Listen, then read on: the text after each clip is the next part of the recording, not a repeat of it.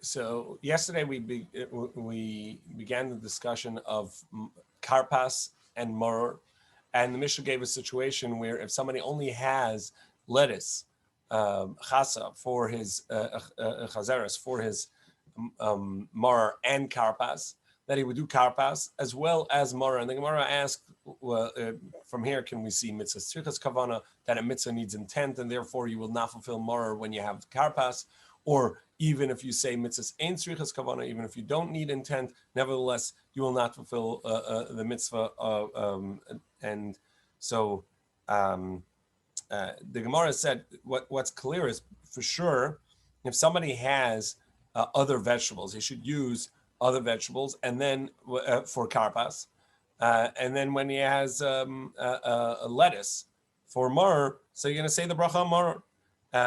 And however, when you only have karpas, you only have lettuce, and you're going to use that for karpas as well as use it for maror, so you will say the bracha bar pi adama, and you will eat the lettuce as a karpas dip.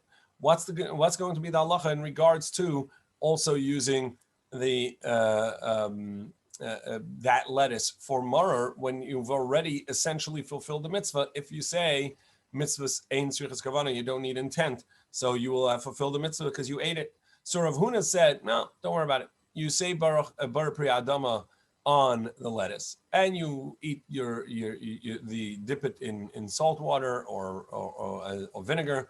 And as we saw that back when, at least in Rashi and in the Yotzeres for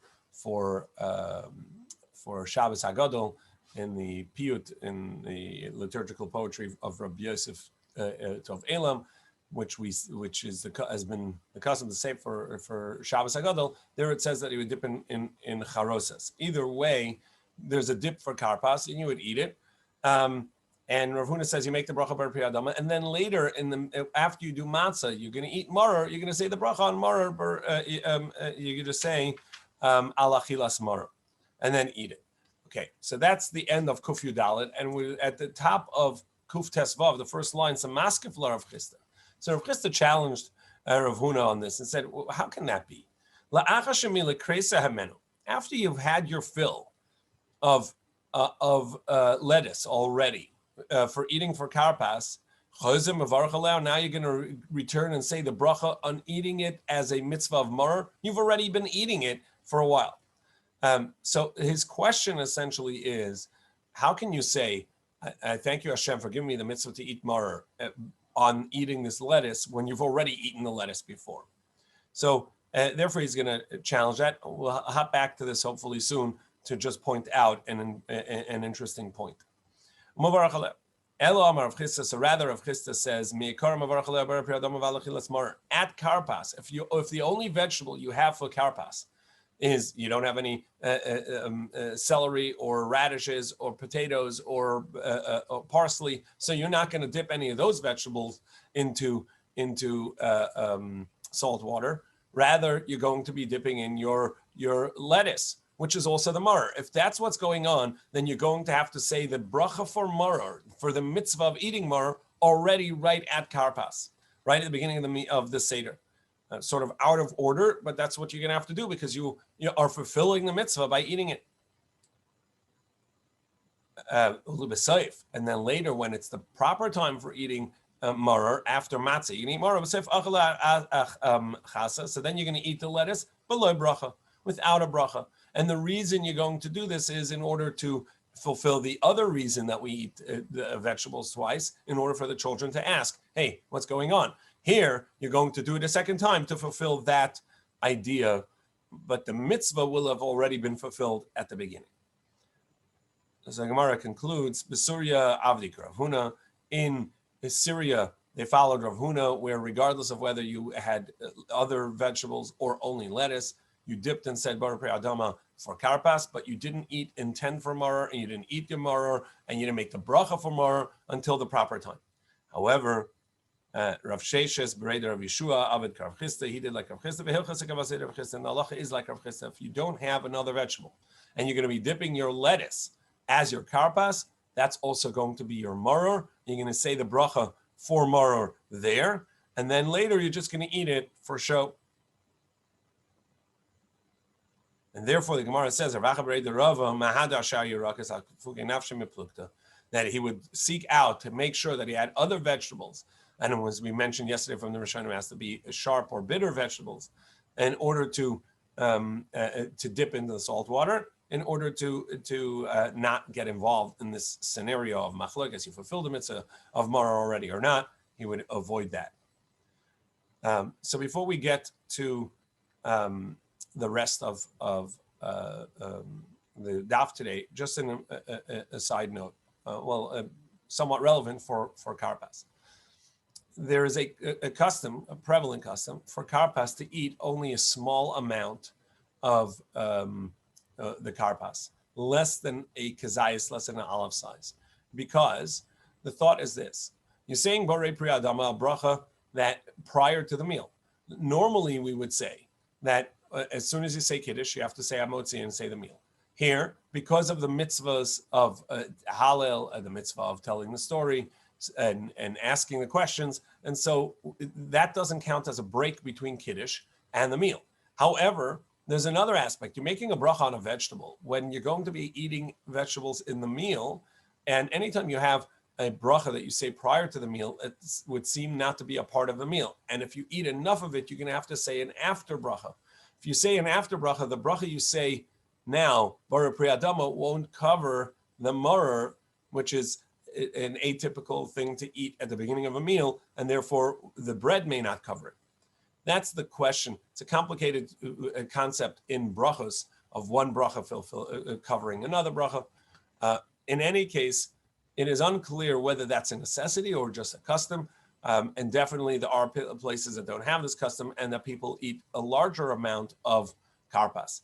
It would seem in the top line of the Gemara that would indicate that there was a custom to eat a larger amount of karpas, because Rav Chisda's question is, after he's filled himself with lettuce, then he's going to make a bracha for eating a maror. He's already filled himself with that. Now, it could just be a manner of speech. He's saying, look, he's already had this and now he's making the bracha. But if he ate less than a kazayas, he would not have fulfilled the maror anyhow, because you have to eat a kazayas an olive size in order to fulfill the eating. So you would see, both in Rav Huna and Rav Chisda would seem pretty clear that they ate a larger amount of karpas, not just a kazayas worth.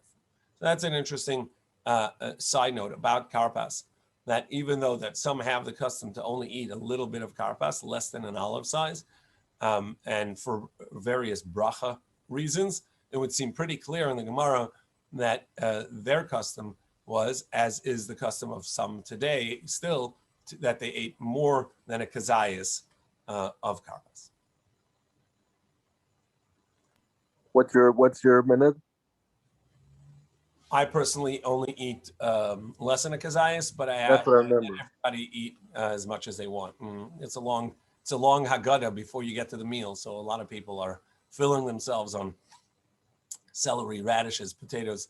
You know how popular it is when people are hungry. But are you makpid to eat less than a kazayas? I try, whatever. I take a bite and I go on.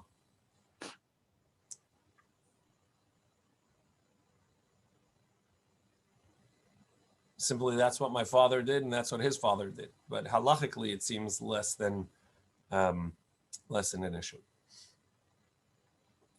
So the Gemara continues. Here we're going to get into another concept of the taste of maror. So really, we're still in karpas. We're not in maror yet, so we shouldn't be talking about this. But since we mentioned karpas, the dipping of the vegetable in salt water, and we said, oh, that could be done with the maror, with lettuce, and whether you fulfill maror that way. So now we're getting into some other aspects of maror and whether you can fulfill it, because here we're going to see an idea that the mitzvahs of eating require that you actually taste, you actually have the food. So in maror in particular, because the maror is meant to evoke within us the pain and suffering and the bitterness of the gullus, of the exile and the suffering in Mitzrayim. So if one were to avoid the taste of maror completely, not taste it, that would not be a fulfillment of the mitzvah of maror.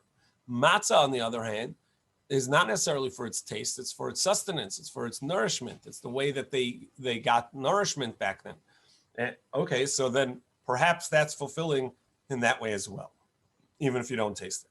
However, if one taste is stronger and outdoes the other, that's what the Gemara is going to address. The idea of mitzvahs mevatlas zu azu, that two mitzvahs can negate each other. And the question is, if you eat matzah and maror together, and the maror has a greater overpowering flavor over the matzah, did you negate your eating matzah? Or vice versa?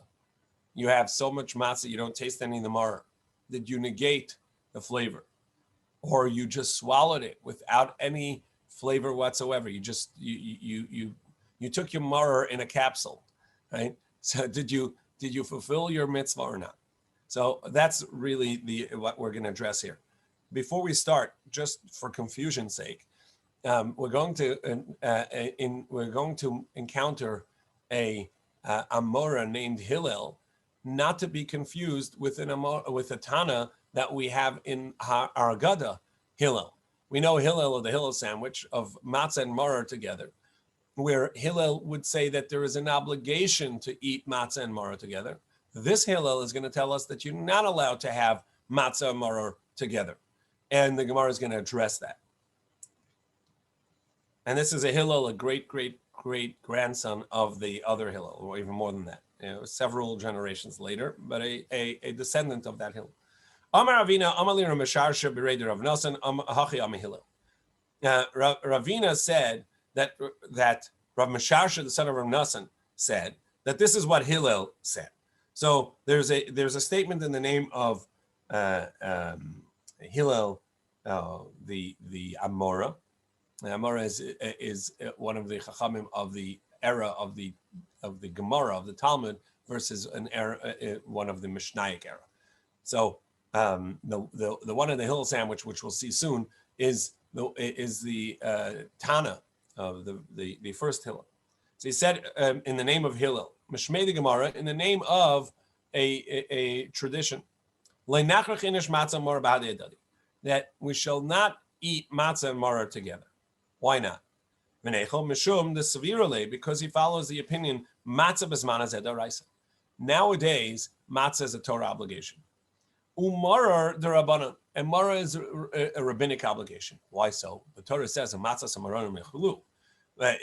It's clearly in the Torah. However, the opinion of Hillel and this Gemara and this tradition is that maror is a mitzvah when you have the Korban Pesach.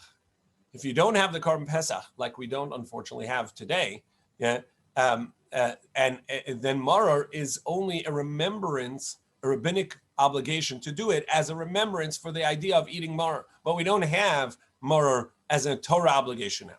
So now we have the matzah as a Torah obligation.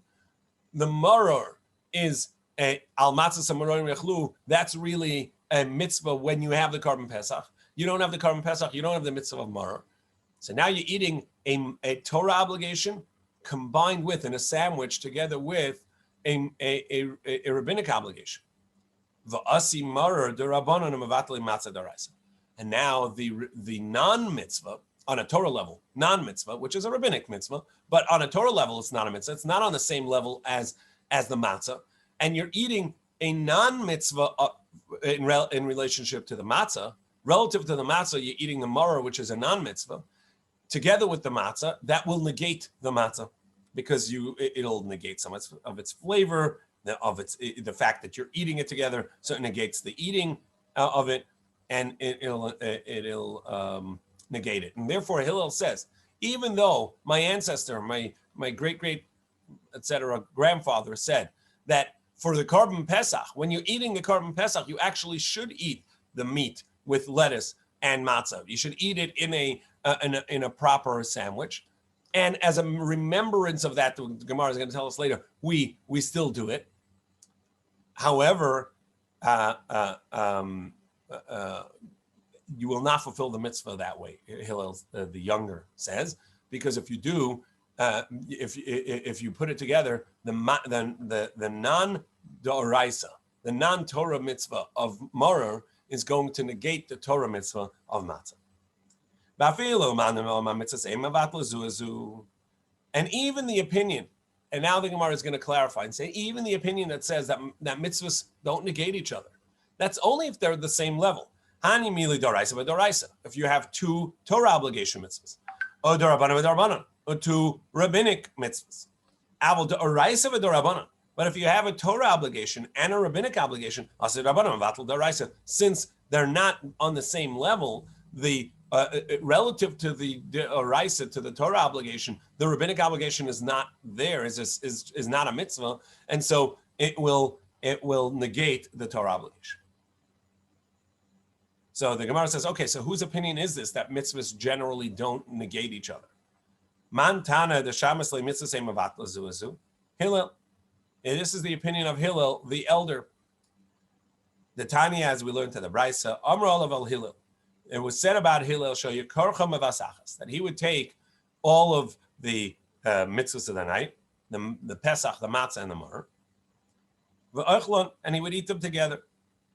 Shenemar, as it says, al matzos and marorim yachlu, and it says in the Torah, on matzos and maror, you will eat it, meaning not you will eat them, which would say that you eat each individual one of these mitzvahs, but rather you're going to eat them the lamb, al matzos and marorim yachluhu, you're going to eat it together with the matzah maror. That means that it has to be done together. So since you eat it together, we see from there that you eat them, you eat several mitzvahs as one, and so you see that mitzvahs don't negate each other. Now, even though that over here the Torah specifically says to do it, so maybe mitzvahs negate each other, but the Torah says to do it this way. But from the fact that the Torah says to do it this way, we can learn that mitzvahs, at least at the equivalent level, that don't negate each other. And in the time of Hillel, when you had the Korban Pesach as well, you had the lamb, so you're going to eat the lamb, the matzah, and the maror, and they're all Torah obligations, so they don't negate each other, at least according to Hillel. Amar Rabbi Yochanan. So Rabbi Yochanan said, Choken olav chavera Hillel, that actually the Chachamim disagree with Hillel, and they say that that mitzvahs mavatla zuizu, that the mitzvahs do negate each other, and you can't eat them together. When the Torah says to eat with matzah maror, it means at the same meal, but not at the same time at once. They disagree with Hillel, and now he's going to try and prove that from this price. At the time we learned, perhaps you bind them all together, you make a sandwich out of it, like Hillel said to do. Talmud lomer, therefore it says, therefore it says, you shall eat it upon matzah and maror, and eat it. And this drash says, no, the meaning is you eat it al matzahs, on matzah, meaning next to matzah independently, umarorim, and you have to eat maror. So Rabbi Yochanan says, the translation here is, even if you have it separate. But Rabbi Yochanan didn't address the even, which indicates you can eat it together or separate. But he just says, look, they're saying that the meaning of that verse does not mean eat it together. The meaning of the verse actually means separate. And that's how they're learning that you can even have it separate. But the fact of the matter is that they're understanding, the Chachamim are understanding the pasuk to mean that you're eating them separately. And therefore he says that the Chachamim disagreed with Hillel, the elder. Maskef la Ravashi. So Ravashi challenged and said, wait, there's no indication from this verse, from this brisa, that you can't eat them together, and only indication that you don't have to eat them together. Because why did it say, even if you ate it together, it separately, you'll be good?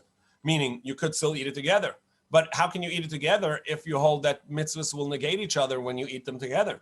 According to you, Rabbi Yochanan, the Chachamim should say you have to eat them separately. Elam Ravashi, Haitana, Hachiktani. So he says, no, this brisa has no proof whatsoever. In fact, this brisa supports the idea that the mitzvahs do not negate each other. Perhaps you did not fulfill the obligation with uh, with eating them together, because they will. You will only fulfill the obligation elim kain if you ate them together, like Hillel said. Perhaps if you ate them separately, not like Hillel, you ate them not as a sandwich, but each thing separately, you do not fulfill the mitzvah. To that it says, that's what it says. No, even if you eat them separately, you'll fulfill the mitzvah. But Hillel's right that you can fulfill the mitzvah, and perhaps it's best to fulfill the mitzvah when you eat them together, and it will not negate each other. The eating of the matzah and the maror and the lamb and the carbon pesach together will not negate each other. They will the mitzvahs don't overpower each other, and you can have them together. And the Chachamim may or may not disagree with Hillel, but this brisa has no text proof to that. Now the Gemara says, now that we don't have a halacha like either one of them, so Hillel said that you have to eat the matzah maror together with the carbon pesach in order to that's the manner within which the Torah obligated. The Rabbi Yochanan said that the Chachamim disagreed and said, no, the mitzvahs would negate each other. You can't do that. Each mitzvah has to be eaten separately, because otherwise the flavor and the act of eating of one will negate the flavor and the act of eating of the other because you're doing them together.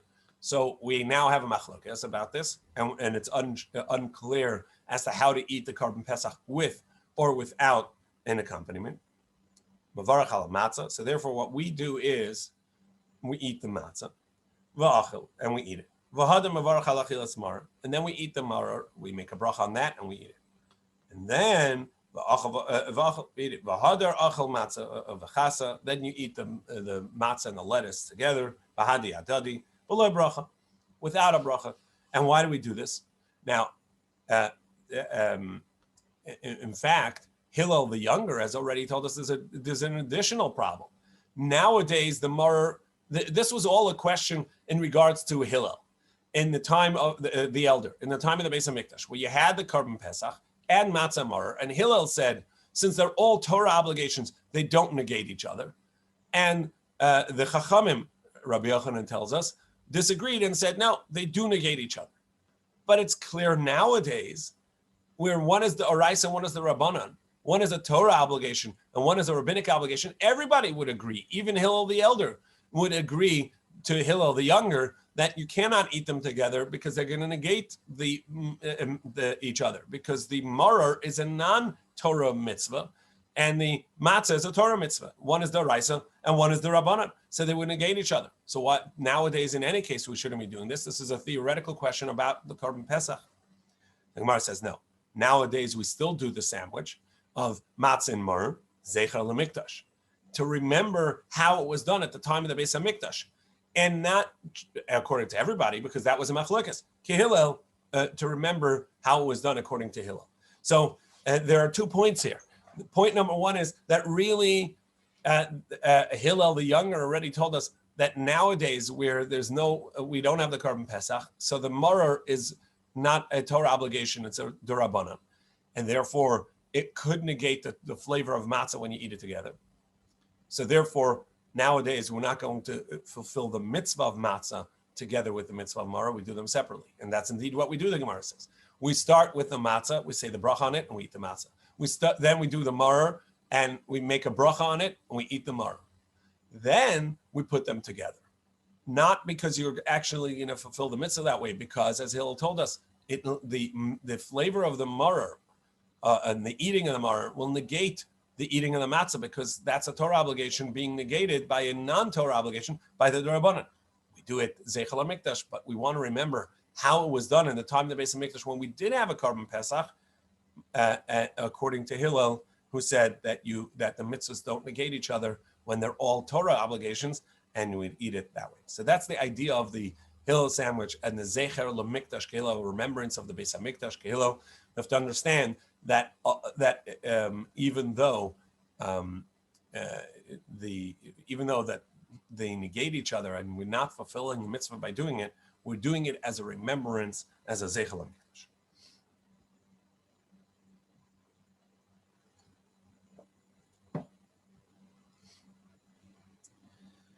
For the next halacha, we need a little bit of an introduction. It is a common custom that we come to the Seder and we make Kiddush, Kaddish, Urchatz, we wash our hands before Karpas. So we already learned the halacha of Karpas, that you have to have a vegetable and dip. Now we're going back to the step beforehand, and we wash our hands. And the common custom is you wash our hands and don't make a bracha. And the question is, why are we washing our hands? And what's this washing without a bracha? And then later we're going to have rachza. When we get to matzah, we're going to wash our hands again, and then we're going to make a bracha. So what's going on? What's the less common known hand washing is also in halacha, and this is the hand washing of when you're going to have wet fruit or vegetables, and our custom is not to wash, and in fact the Gemara says that whoever washes for fruits and vegetables is gasi aruach, is somebody that's haughty. You're not supposed to wash for it. But it is the halacha that originally you were supposed to. And this goes back to the concept we learned in the Gemara in Shabbos, when we learned the Yud Ches Davar, the 18 enactments that were done in the on that day in the attic of Ben Gurion, the attic of where Shab and Mesil were arguing, and Mesil were the minority. And Beishamai didn't allow anybody to leave, so you had a quorum, and they enacted the 18 enactment of the Yud Ches Davar. And one of the Yud Ches Davar is that hands, since they are askanios, since they're constantly touching and moving things, so you can't be sure what they touched. So hands are shnios, are a second level tumah, and therefore it needs to be washed before you eat teruma. And even non-teruma, since bread is typical to be made of, teruma is typically grain and made into bread. And so the breads, even non-teruma bread, you have to wash for, and that you make a bracha because that's the mitzvah. There's another mitzvah of a hand washing, which is separate to the bread, which we're most familiar with. There's the hand washing for dipping fruit, and that based on a liquid becomes, even when it's touched by hands, which are second. One of the other Yud Ches Davar enactments, one of the other 18 enactments, is that liquids always revert back to being a first level tumah. Normally we say if a second level tumah touches something, it becomes a third level. Hands being a second level, if they touch liquid, it'll make the liquid go back to being a first level tumah, and then the fruit or vegetable would become tameh as well. So we always have to wash our hands before touching a liquidy vegetable. That's what would be the halacha. But there you don't make a bracha because you're not saving tumah. It's not teruma, and so it's simply on a tumah. So to avoid tumah is not a mitzvah, so you don't make a bracha. To avoid making teruma tameh, which is the concept of bread, that's a mitzvah, so you have to make a bracha. So that's the reason you don't make a bracha for it, but you do have to wash your hands for it. We don't do it, and anybody that does it is migasi aruach. But for the night of the Seder, again, in order to have the children ask, why is this different? And because because everybody dips, so you're most likely to become tameh, to make the liquid tameh. That's the reason that we wash our hands for the dipping of the vegetable. I thought it was, I would think that it has to do with that it's a machshir, that if you deliberately put water on fruit and then you touch it, it could also be truma. So it would be because it's machshir. No, because the halacha is if you dry it, you don't have to wash. And once it doesn't make a difference if it's dry already. Once it got wet, it's susceptible to tumah. So there's no distinction of whether it's susceptible to tumah or not. It's whether you're going to make it tummy. And the only way to make it tummy is through if it's wet, and your hand, which is a sheni, is going to make the water a rishon, a first level tuma, and that's the problem. In any case, look at the Rashbam. The last words in the Rashbam is mashkin matame mashkin lias tachila turns the liquid into a first level tuma. Okay, so now the Gemara says, Amar Rabbi Lazar, Amar Rabbi Shaya. Rabbi Lazar said in the name of Rabbi Shaya, Kol shetibule b'mashke tzarchon tilas adayim. Anything that you're dipping into a liquid, so it's wet, your hands can now touch the liquid and turn the liquid into a first level tuma. So therefore, you have to wash your hands. Amar Papa Shmami na. So our Papa says, so from here we learn, Hai chasa, this lettuce, whether, and we're talking about at karpas, or we're talking about at maror, tzarech l'shkui b'charosis. You have to dip it in charosis. And this is going back to the idea that we talked about earlier, that Rashi and others 1,000 years ago would say to dip the the karpas as well in charoses. And that's not our custom. As Tosfos points out, that you dip it in salt water or vinegar. In any case, so you have to dip it into charoses, mishum kafam. So why do you have to dip the lettuce in charoses? Because of the sharpness of the lettuce, that it's too hard to eat, and it can endanger a person because it's so sharp. Like with onions and so on.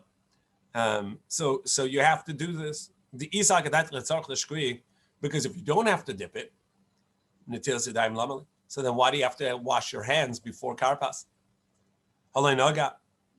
Right? You're not touching the karpas, you're just doing a tiny dip. So it must be that you're really dipping it in deep in the karpas in order to get to dilute some of the lettuce sharp flavor.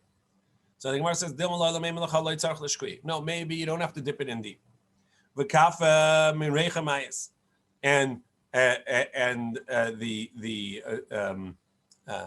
it's sufficient to just have a little bit of the aroma of the karpas, of the charoses, which is sweet, to dilute and to kill off the sharpness of the lettuce.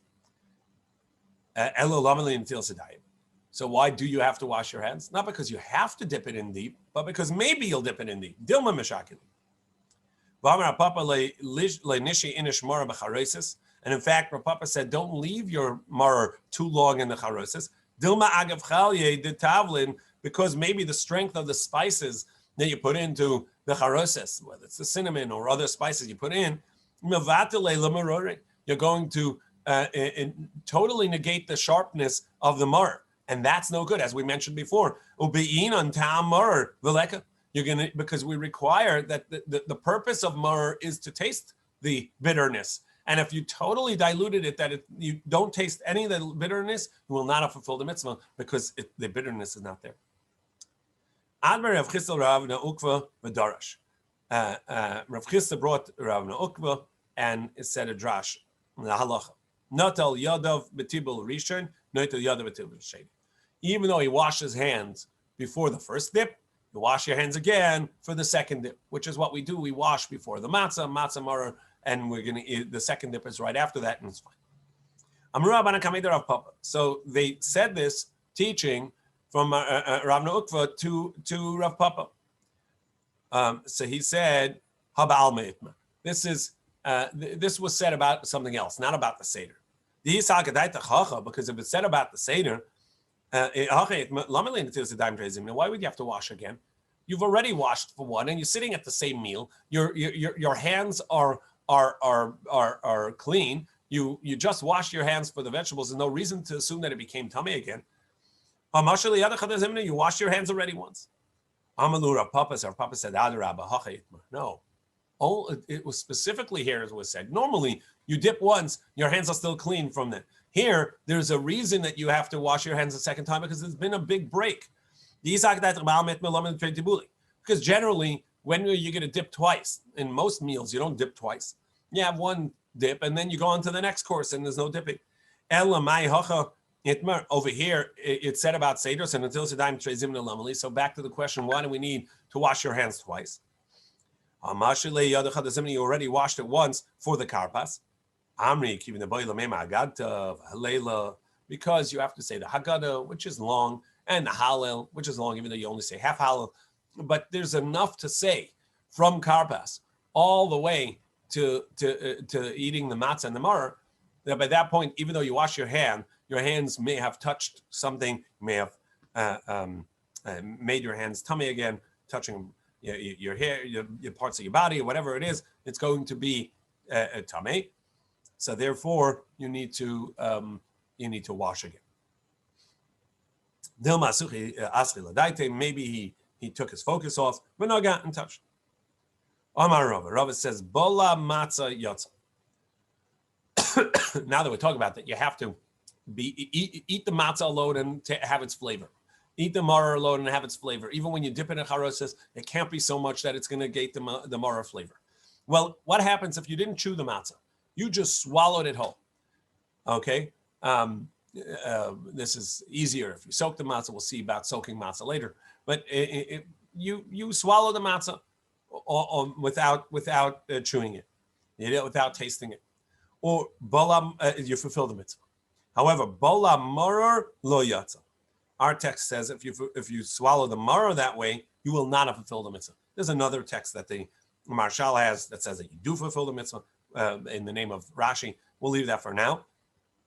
We're going to go with our text in the Rashbam. You swallow the maror, meaning you didn't taste it, you don't fulfill the mitzvah. Bola matzah maror, if you swallow them together, yidei matzah yatsa, yidei maror lo yatsa. Again, you will fulfill the matzah because matzah just has to satiate, and you don't have to taste it. Maror is about the taste, so that you have to taste. You won't fulfill it. Korcham b'sivu balam. What happens if you wrapped it in something that grows around the trees of the palm trees? Idea is that you wrapped it in something that's edible, but will negate the flavor entirely. You're not going to have any of it. Ubalad. So basically, you put it into a capsule, a pill, and you swallowed it. Afidei matzah nami lo yatsa. That would not fulfill the mitzvah of matzah either, because you have to at least have it in your mouth. You have to at least have it touch you. That's not eating. It's not considered a manner of eating at all. Amar Rav Tzvi Marashi, matzah lefnei kol echad ve'echad, maror lefnei kol echad ve'echad, v'chareises lefnei kol echad ve'echad. Everybody will have their own matzah. Everybody around the table has their own matzah, and everybody has their own maror, and everybody has their own charoses. However, the removal of the plate, meaning the covering of the Seder plate or removal of the Seder plate, which we see again and again, that's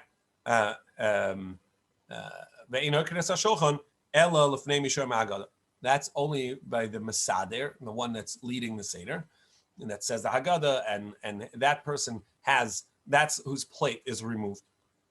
Rav Huna Amar Kulanami Lefnei Misham Haggadah. Rav Huna says no. Even the Seder plate is only in front of the one who's leading the Haggadah, leading the Seder. Everybody else doesn't need a Seder plate.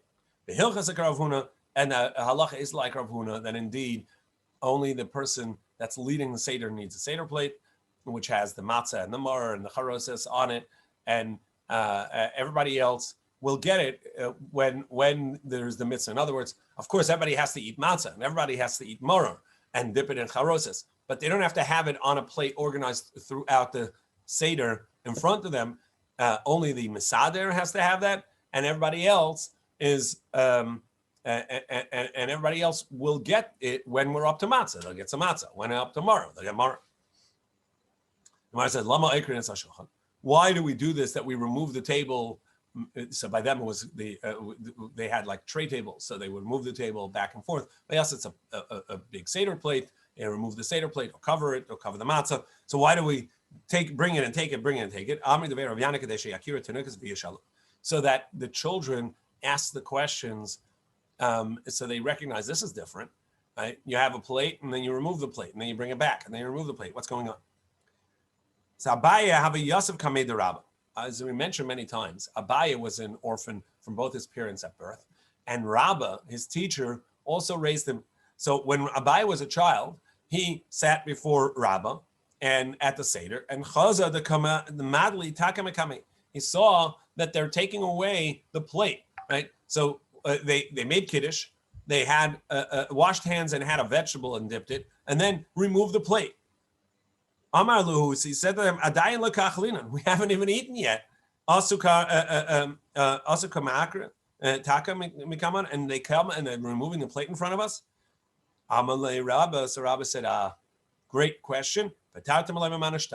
You have now exempted us of asking the manashtana because you asked naturally. You asked the question on your own. What's going on here? Which is the purpose of the manashtana, to ask the questions in order to engage, to get the children engaged, to ask the questions so that we respond. As the Torah says, your child will ask and you will respond. And so by asking the question naturally, you have exempted us from that section. We don't have to ask the 4 questions. You've asked the question. And this is, so we see the idea of the things we do, dipping, a vegetable, all these things we do so that children ask, why are we doing that?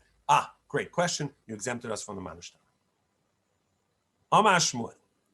So now we start addressing the matzah itself. And it really gets to the telling of the Haggadah. So it addresses the matzah. Amar Shmuel. Shmuel says, lechem oini, poor man's bread, or bread of affliction. But also the word oni is the same root as responding. Lechem oni, lechem of response. Lechem she'onim olav dvarim harbe. It's the bread that you have a lengthy response upon it. The child asks, why do we do this? And you have a lengthy response telling the story. So it's a bread that upon it you say a lot of words. We have a brisa like this.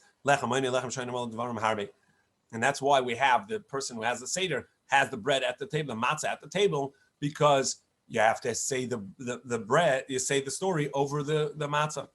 There are those that want to say that all the matzah you can eat at the Seder has to be on the table because you have to say matzah on it. You say the story on it, but that's not correct. All you need is that it's the type of bread. You have bread on the table and the type of bread that you say a lot of things for it. So that's the matzah. Davar achar. Another explanation of the meaning of lechem oni, the poverty bread. Davar achar, lechem oni, ani ksiv. It says it without the vowelization of o, so it can be read ani, a poor man's bread. Ma ani shadaka b'pruso. So what does it mean, a poor man's bread? The poor man doesn't eat a whole loaf. He can't afford it. So he eats a part and saves a part. That's why we break the matzah and we leave the greater part for later on. And you only take the small part and you leave it. So that's the way a poor man does it. So Avkam Baprusa at the top of Kuf Tes Zayin, Amin Aleph 116a at the top. So Avkam Baprusa. So too, over here, you have to have a broken matzah. So even though you need 2 whole matzahs, because you need lechem mishnah, you have to have always, when Shabbos and Yom Tov, you have to have 2 whole breads, but you can have 1 broken bread in the middle. So we have 3 breads, 3 matzahs, and you break the middle one, and you take the larger side and put away, which is what a poor man would do. You keep the small part to eat now, but you hoard, as it were, as a poor man, the bigger piece for later. And so therefore, so to here, the lechem ani, a poor man's bread, means that you're going to keep some for now, but you're going to save some for later. Davar achar, another interpretation. Ma daka shalani hu masik ve'ishta oife, that they don't have enough wood. So as soon as he lights the fire, he's working to fan the flames, and she's already baking and making the dough. Afkanami hu masik ve'ishta oife. So too over here, it has to be something that goes really quickly, that both are involved, and it's done quickly. That's why you have 18 minutes. You don't have time for it to become chametz. It's really quick. Normally, you let the oven go and you let the bread rise and then you put it in. Here, as he's lighting the fire, she's kneading the dough and making it flat and putting it into the oven because you don't have time, because you don't have that much wood. So that's poor man's bread. So too, over here, this is poor man's bread, meaning that it's baked so quickly where you don't have enough time to let it rise. Yashikach. See you all tomorrow.